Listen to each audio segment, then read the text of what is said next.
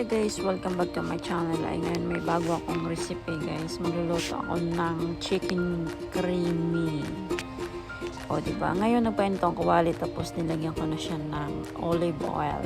Kahit anong klaseng oil. Tapos gigisa ko na yung sibuyas at saka onion. Ayan. Ito na nga, inaantay ko muna siyang mag-golden brown para lumabas yung aroma niya. Yun ay nabibigay lasa sa ating ginisang manok. Kaya igigisa natin yung manok.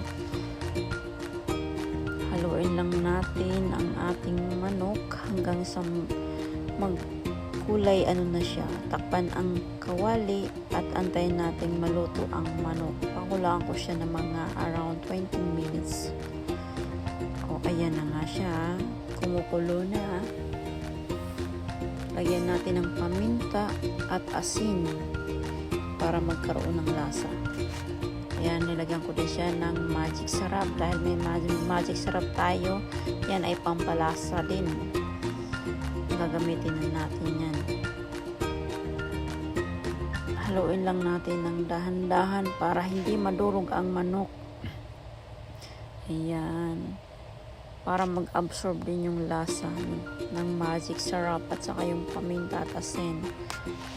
At ayan na nga, nilagay ko na ang potato at carrots. Pinagsama ko na sila kaya pares naman silang matigas. Magsabay na yan sila magluto. Ayan.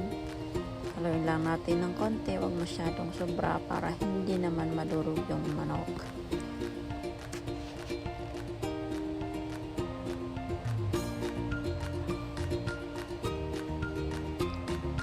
Lagyan na natin yung ating pinya.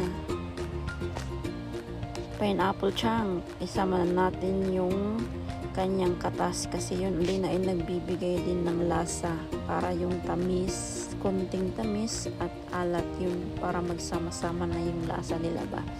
Basta yun na guys.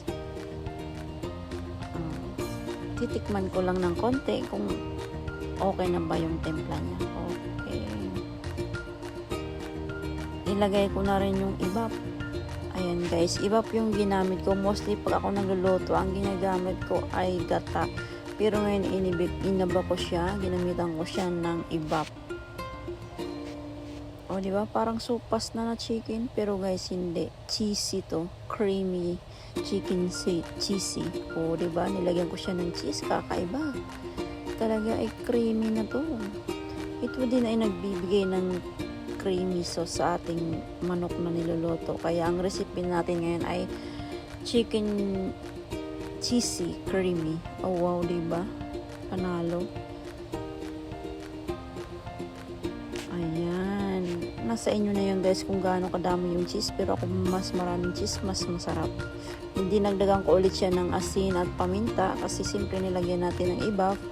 Medyo nawawala yung lasa. Kaya dalagan natin, timplahan natin ulit. Diba? Ayan na siya guys, creamy na, ready to serve na, kulang na lang ng rice. Oh wow, thank you for watching guys, bye bye.